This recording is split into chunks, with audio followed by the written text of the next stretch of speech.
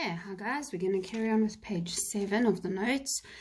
Okay, so the previous pages we spoke about what happens to salts. Please remember these are salts when they are put in water, and that some of the salts can be acidic salts and some can be basic and some can be neutral.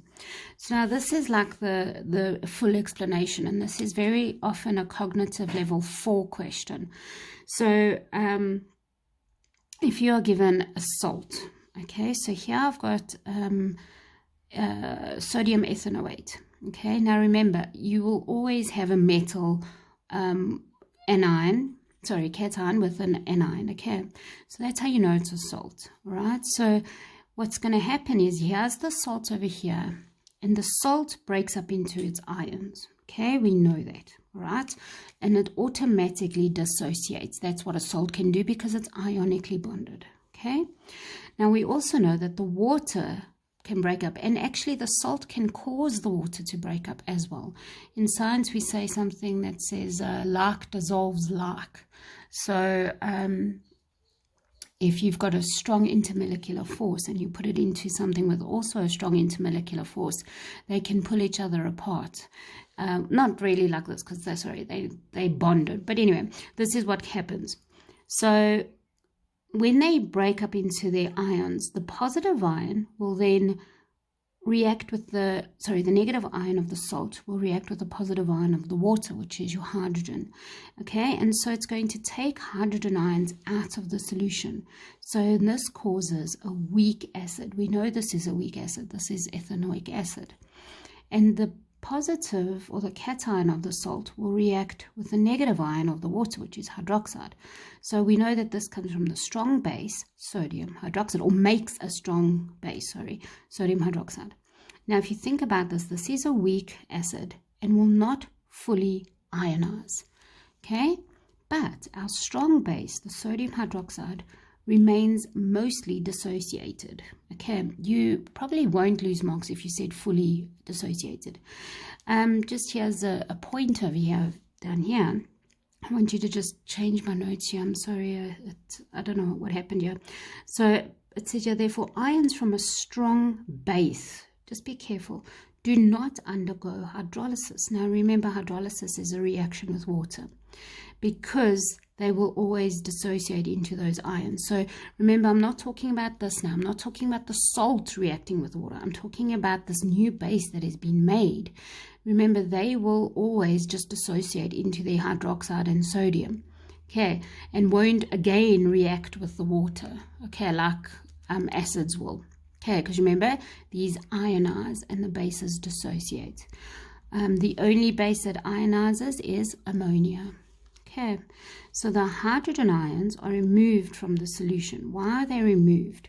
Because they're going over here, the water has broken up, and they are reacting with the ethanoate.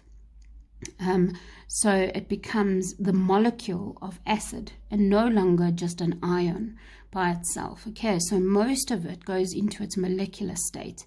There will be a few, all right? And this actually disturbs the equilibrium of the water.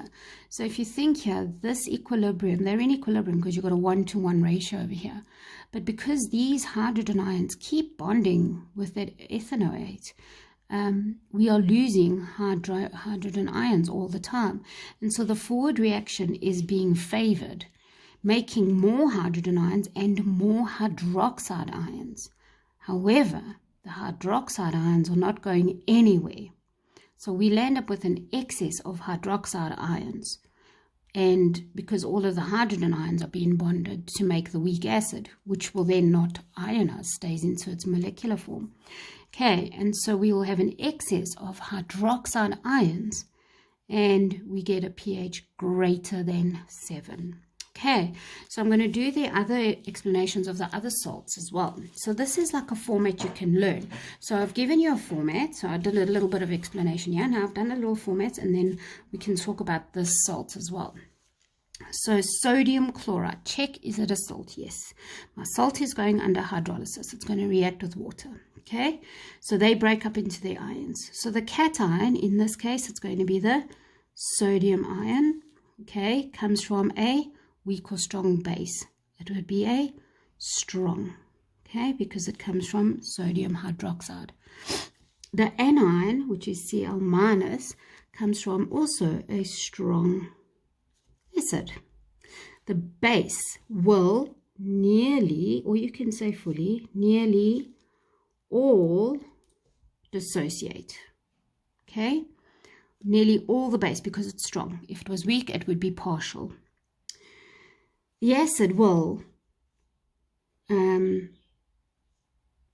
going to put you, I don't know why I put a smaller thing, but I'll also say nearly all ionize, okay, because it's also from a strong acid. Therefore, the concentration of hydronium ions to the concentration of hydroxide ions is equal.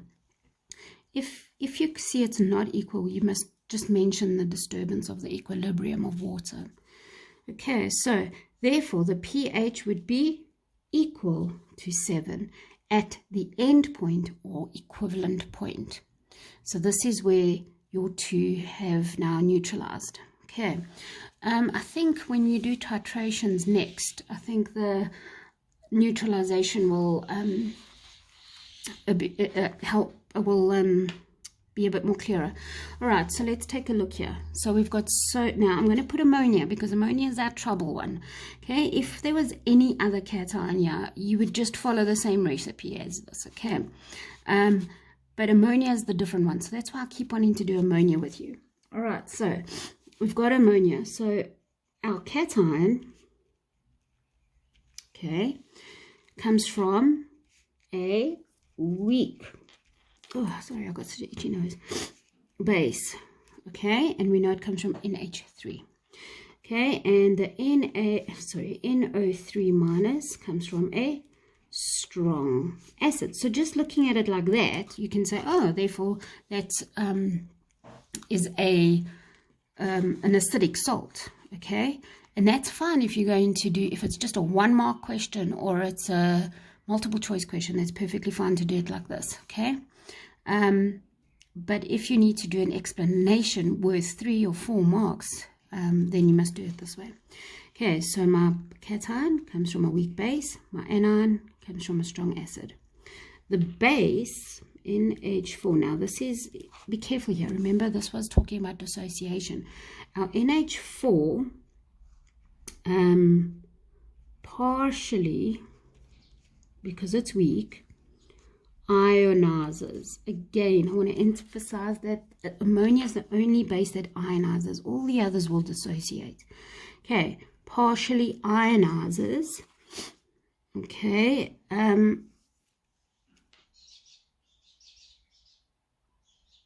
yes, sorry. What have I done? We're not looking at that anymore. We're actually looking, sorry, at the weak base. Okay, ammonia, because remember here it goes strong base and the base, not the anion, okay, or the cation. So ammonia partially ionizes. Only the ammonia can ionize because of the acid and base. Remember, the salt just dissociates in the water. Okay, so the weak base that is made because of this partially ionizes, okay, into NH4 plus. And where does it get that nice hydrogen from? From the water, and so we land up with that. But remember, most of it stays as that, okay, as that molecule. Okay, and then the HNO3, which is where that comes from, and then is made into that acid, nearly all ionizes. Okay, so it ionizes into NO3 negative, and now because remember you've got the hydrogen, but the hydrogen will bond with the water and you're left with that. Okay, so now if we look at this and we say, okay, if we take a look at water, and let's just take a look at this and how will it affect this. So we know that we have more hydroxide ions here than hydronium ions, okay? So we could say that the forward reaction is favored because we've got more hydrogen ions than hydroxide ions, because remember hydroxide, it's not making hydroxide. Most of it is staying in this form and not making those two ions. Okay, so your ammonia stays ammonia. You've got a few ammonium ions, a few hydroxide ions, but your NO3 will nearly all break up into those two ions. Okay, I know the hydrogen is there, but remember hydrogen will react with the water because it ionizes. Okay, so we're going to have an excess of hydronium ions. Okay, and you can actually look at it here and say, well, there will be an equilibrium shift. Forward reaction is going to be favored, and so you're going to make more hydronium and more hydroxide, but you're still going to have more hydronium ions. So the concentration of hydronium ions is greater than the concentration of hydroxide ions, therefore pH is less than 7 because it's acidic. Okay, so those are the salts. All right, so I'm going to talk indicators, and this is just in preparation to titration. Okay, so most indicators are weak acids, right, which form an equilibrium with water. So they put this weak acid in water and it will turn a color. Okay, so this is a hypothetical, so this isn't a real example of a formula for it, because the IN here stands for indicator. It has an H because I said most of them are weak acids. Okay, the ones that we're going to deal with are weak acids. So it's an H with an indicator, in an indicator, right? And it's one color in water. If this hydrogen donates its hydrogen to the water, it forms a negative ion of that indicator. Remember, the IN stands for indicator. It's not a funny symbol or formula for something, okay? And so you get this color, which is then color B. So it can change from one to the other. Please don't ask me how universal indicator works. That is so much more complicated because it goes through so many colors. I'm not 100% sure on how that works. Okay, so it must just be all these things, just that color as it changes, and the more it is, the more acidic it is, it changes color. It's very complex. I'm not sure how that works. All right, so when the equilibrium is stressed, okay, so here we're talking equilibrium by adding OH minus ions. So let's say we're adding a base, okay? Now, when you're adding a base, it throws this concentration off of your hydronium. Remember, we can consider acids and bases this balancing act between hydroxide and hydronium. So if you're adding hydroxide ions, it's this concentration is going to decrease because now you've got a whole lot of these ions, and so you need to make more hydronium ions so that it can compete with the hydroxide. Okay, and so the forward reaction is favored. If you're adding acid, you are obviously increasing your hydronium ions, and so the reverse reaction is favored. So let's take a look at the color changes. Okay, so if a base is added, okay, in other words, hydroxide ions added, okay, remember this has to compete with that, and so more must be made, so the forward reaction is favored. Okay, and the solution will change to color B. Okay, because that's favored. If an acid is added, you're going to have an excess of hydronium ions, so the reverse is favored. The reverse reaction is favored, and you're going to get color A. All right. Now, I don't know why I wanted you to fill this in. It doesn't make any sense to me why I wanted you to fill this in. I looked at it now and went, what? Okay, so anyway, let's talk this through. So these are a few types of indicators. You don't have to learn your indicators off by heart. Okay, in fact, I encourage you not to. All right, you will get a table of indicators, and it's not going to be these. Okay, maybe one or two will be the same. But every paper I've seen, they have their own list of indicators. What you're interested in is when these indicators show an end point. Okay, that is what you are looking at.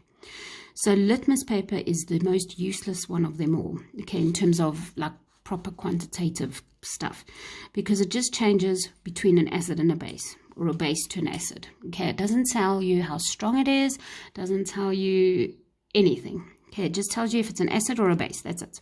Okay, so it's not, what's the word I'm looking for? Not reliable. Is that the word I'm looking for? Oh, I can't think. It's not. Oh my gosh, I can't think of the word. Okay, we'll come back to that one. All right.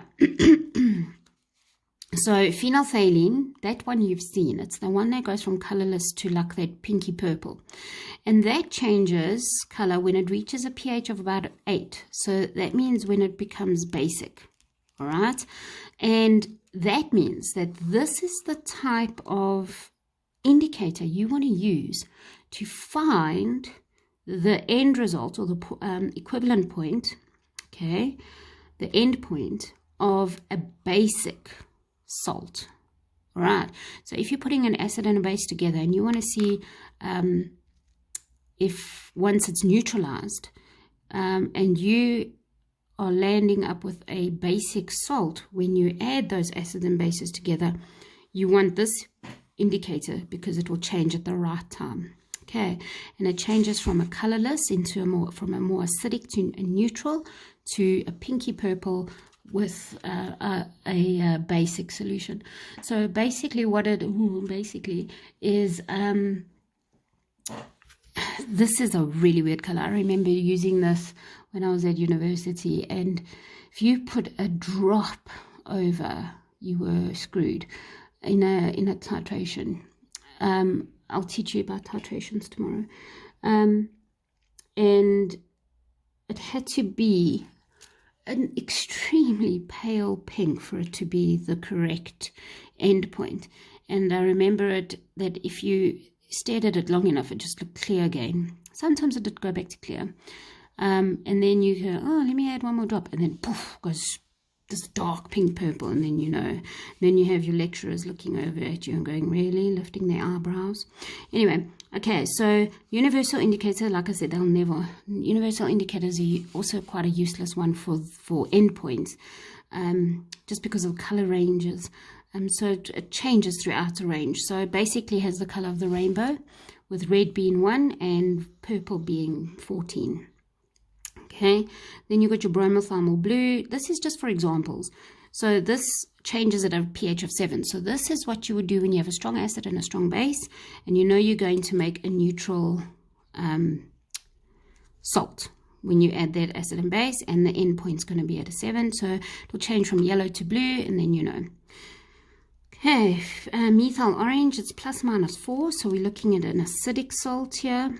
So when you're adding a strong acid to a weaker base, you want your pH level to be around there. It goes from red to yellow, and you land up finding the end point of when you have a weak base with a strong acid. This one will be a strong base with a weak acid. This will be strong and strong.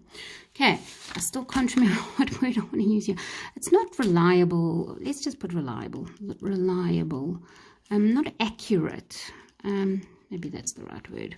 Okay, not reliable or accurate. So we don't really use that. All right, so that's